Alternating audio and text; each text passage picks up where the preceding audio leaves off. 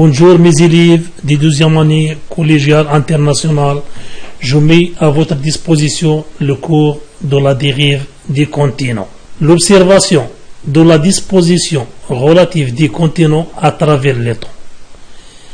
On observe s'il y a des continents qui figurent en gris, les continents sont groupés sous forme d'un seul continent ou un supercontinent ou un mégacontinent qui s'appelle la Pangée depuis le Permien, 2150 millions d'années.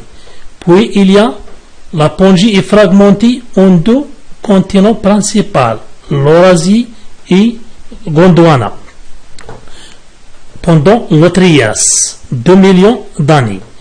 Puis il y a pendant le Jurassique, pendant le Crétacé et pendant le temps actuel ou l'époque contemporaine. Les continents sont dispersés sous forme de plusieurs continents, par exemple l'Afrique, l'Amérique du Sud, l'Amérique du Nord et l'Eurasiatique et l'Australie et l'Antarctique.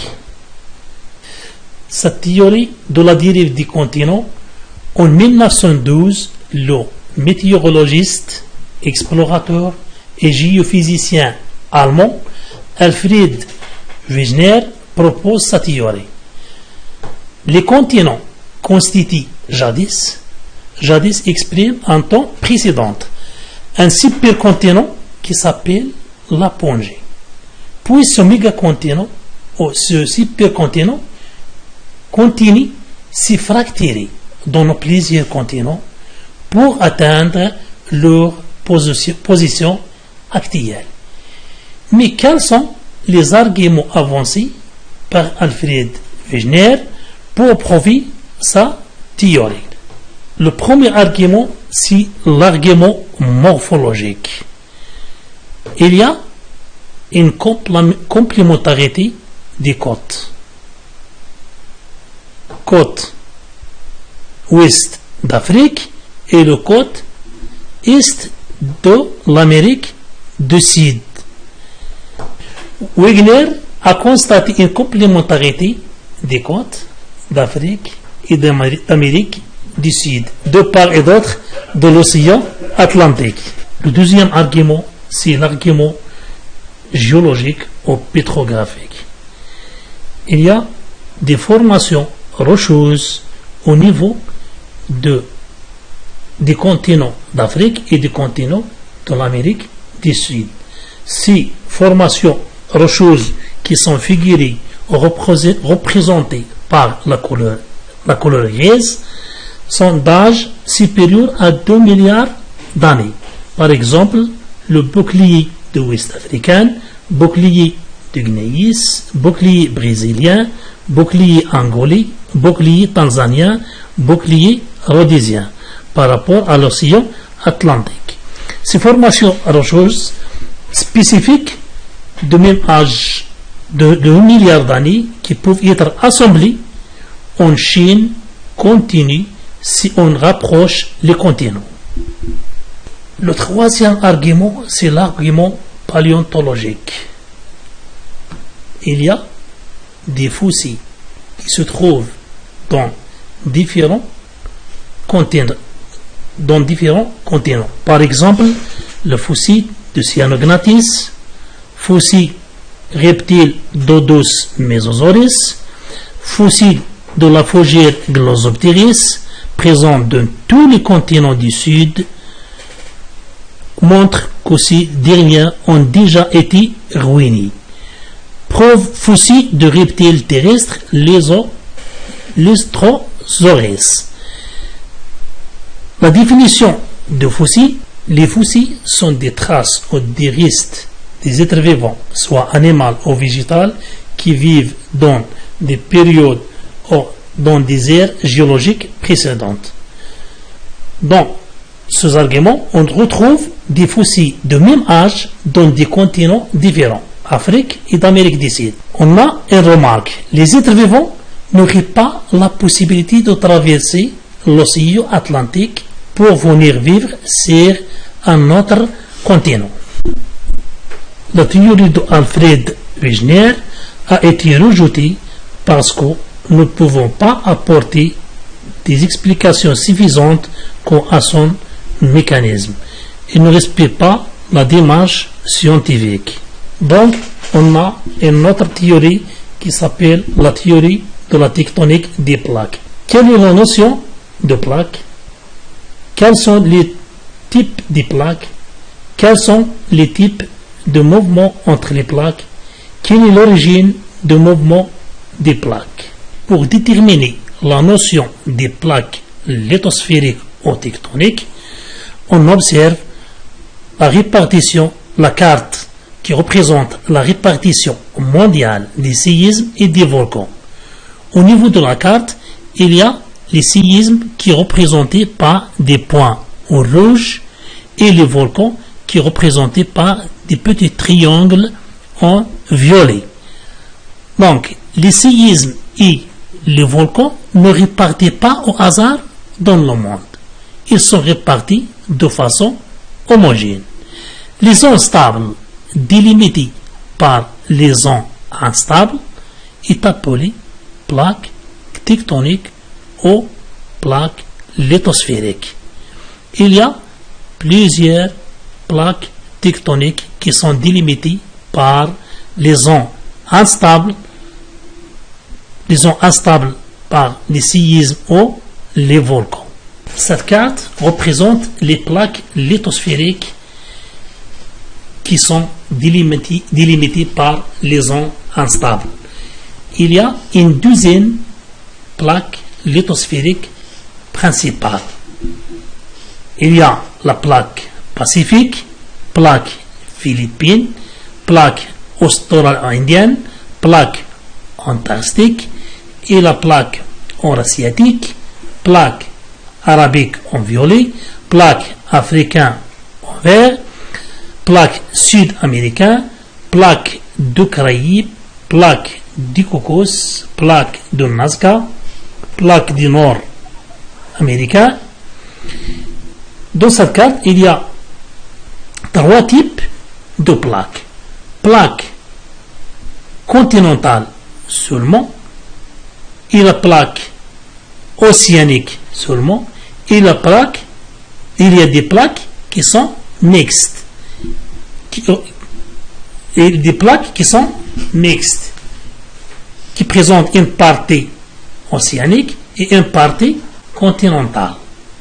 Par exemple, la plaque africaine et la plaque du sud-américaine. La répartition des séismes et des manifestations volcaniques permet de délimiter 12 plaques tectoniques aux plaques lithosphériques principales. Premier type, c'est la plaque océanique, constituée d'une partie océanique seulement. Exemple, plaque pacifique. Deuxième type, plaque mixte, constituée d'une partie océanique et d'une partie continentale. Exemple, plaque d'Afrique ou plaque d'Amérique du Sud. Troisième type, plaque continentale, constituée d'une partie continentale seulement. Exemple, plaque arabique. Il y a des petites plaques dans le monde qui ne représentent pas de cette carte. Le mouvement des plaques lithosphériques. Cette carte présente les limites des plaques lithosphériques. Il y a trois types de limites entre les plaques, ou trois types de frontières.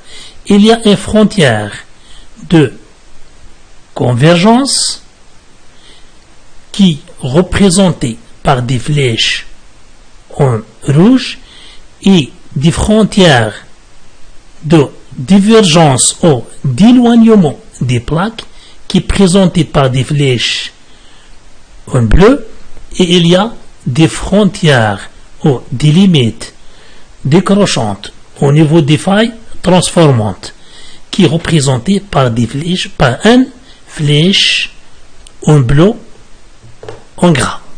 Il y a des numéros dans cette carte. Par exemple, 4, 3,7, 2,5, 2, 5, 6, 8, 9. Ces numéros représentent la vitesse d'éloignement ou de rapprochement des plaques lithosphériques.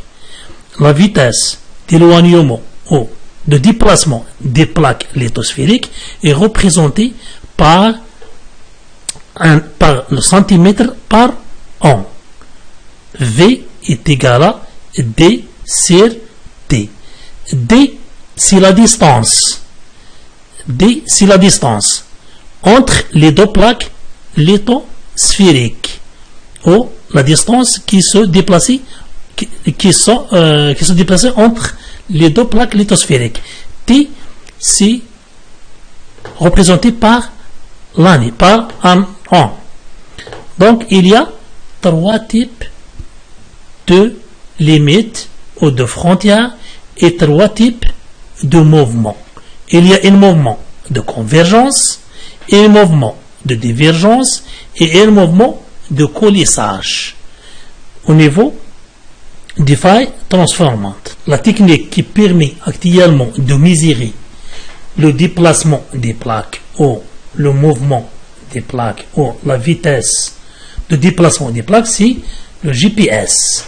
Les plaques se déplacent de quelques centimètres par an. On observe au niveau de la carte 3 types de mouvements entre les plaques. Mouvement de divergence, il y a un écartement des plaques ou un éloignement des plaques lithosphériques au niveau des dorsales médio-océaniques. L'autre type, c'est le mouvement de convergence. Il y a un rapprochement des plaques au niveau des zones de subduction. La subduction, c'est une plaque océanique qui s'enfonce sous une plaque lithosphérique continentale. Troisième type de mouvement, c'est le mouvement de coulissage. Les plaques glissent latéralement les uns contre les autres au niveau de décrochante des failles transformantes. Quelles sont les conséquences possibles des déplacements des plaques lithosphériques? Au niveau des dorsales ou au niveau des zones de divergence, zones d'accrétion, il y a production de lithosphère océanique. Il y a une expansion océanique. Au niveau des zones de subduction, zones de convergence, il y a disparition de la lithosphère océanique âgée et il y a formation d'un fossé.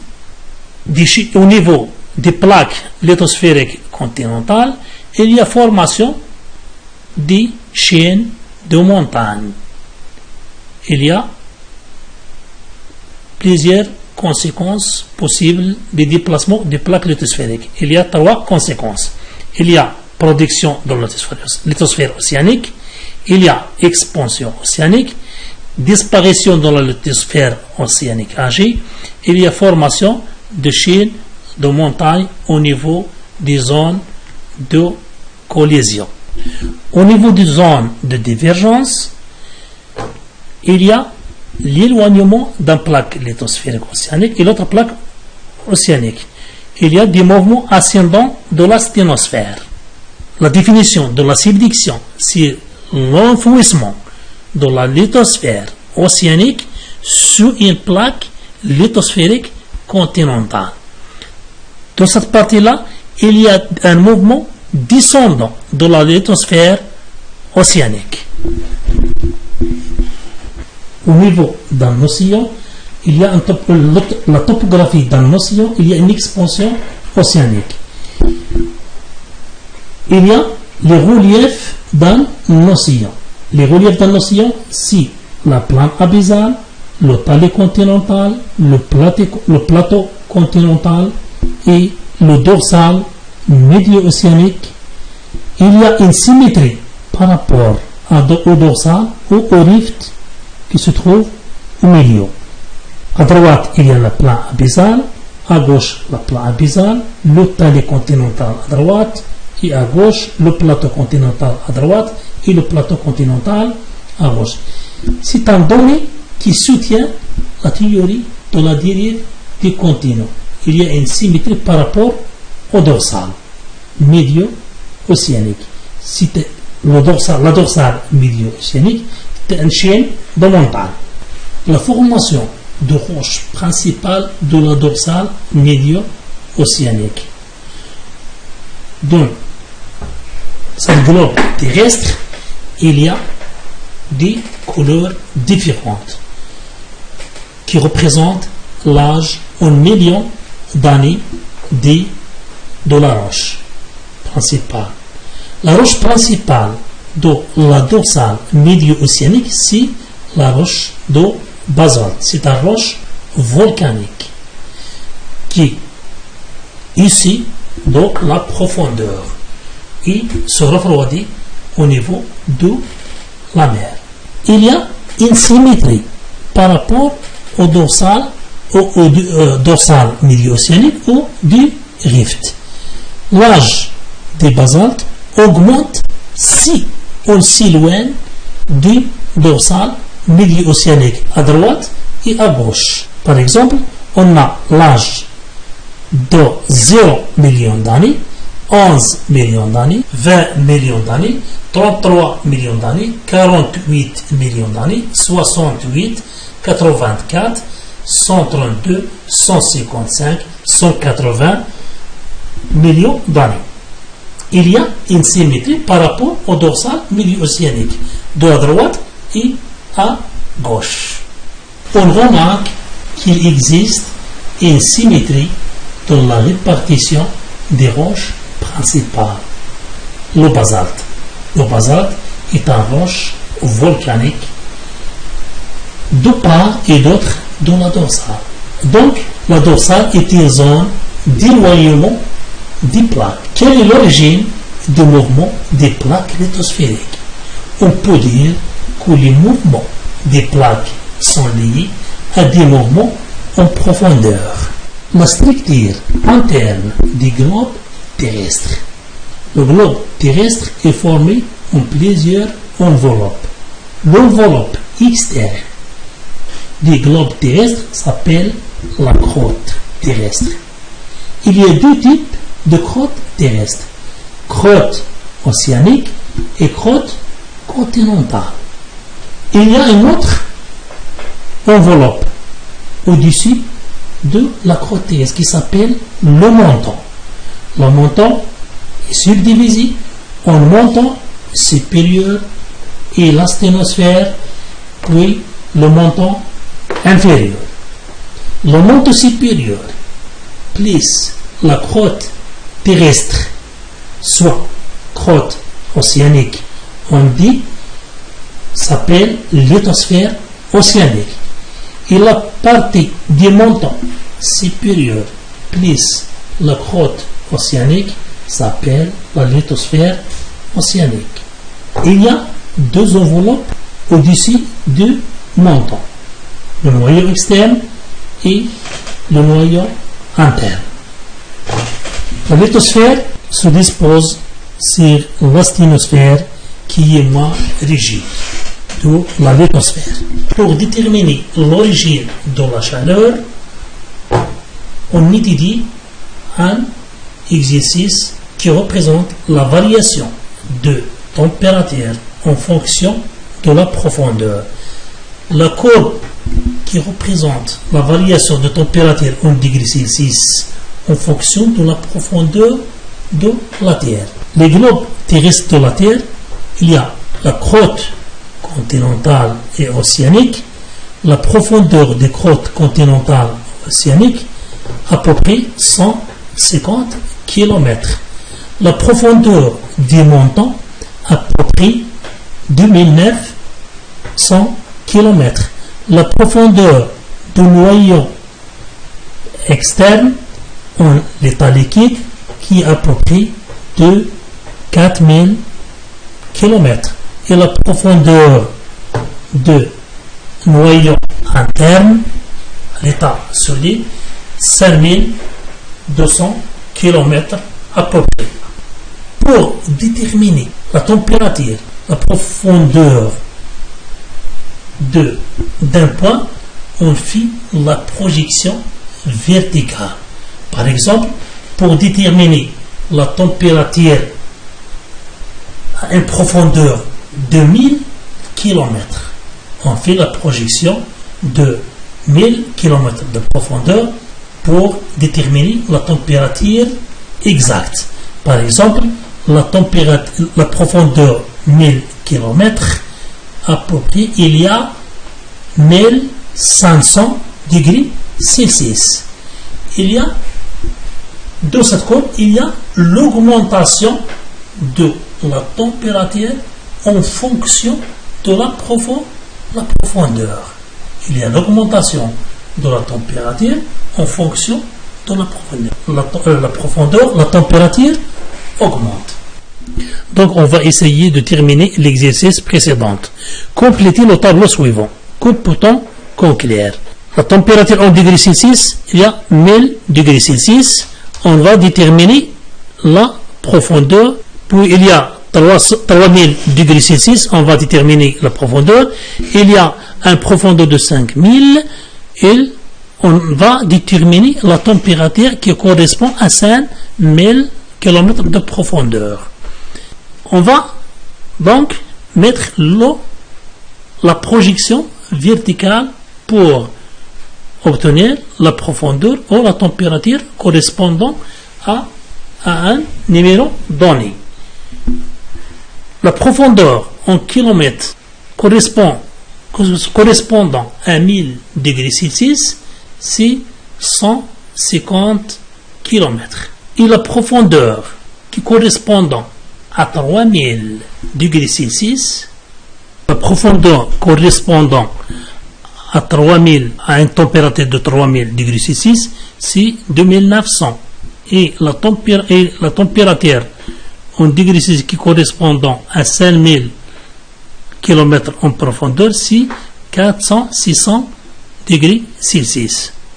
Donc, pour la conclusion, on a une augmentation de la température au sein de la Terre en fonction de la profondeur, est appelé gradient géothermique. Donc, la profondeur, si on augmente la profondeur, la température augmente. Il y a 150 km de profondeur, 2900, 5000 km. Il y a augmentation de la profondeur. Pour la température, il y a 1000 degrés Celsius, 3000 degrés Celsius, 4600 degrés Celsius. Il y a augmentation de la température en fonction de la profondeur. Cette variation de température en fonction de la profondeur est appelée gradient géothermique. Le gradient géothermique est de 30 degrés Celsius par kilomètre. L'origine principale des chaleurs au flux géothermique provient de la désintégration des substances radioactives contenues dans les roches. Ces substances sont l'uranium, le potassium et le thorium. La principale chaleur provient de la désintégration. Il y a 90% de la chaleur provient de la désintégration des substances radioactives et 10% provient du soleil et des séismes et des volcans. Terminer le lieu privilégié de l'évacuation de la chaleur terrestre. Il y a encore un corps qui représente le flux de chaleur en milliwatts par mètre au carré. Au niveau des dorsales, il y a augmentation de flux de chaleur. Au niveau des fosses, il n'y a pas de flux de chaleur. Au niveau il n'y a pas de flux de chaleur. Et au niveau de l'arc volcanique, il y a un flux thermique moyen à la surface du globe terrestre. Donc, la dorsale, si le lieu privilégie de l'évacuation de la chaleur terrestre. Il y a 3 types de transfert de la chaleur. Transfert de la chaleur par convection et par radiation. Au niveau de la Terre, il y a déplacement de la matière dans une zone chaude vers une région froide. Il y a un mouvement de la matière. Donc, il y a formation des courants de convection ou d'un cylindre de convection.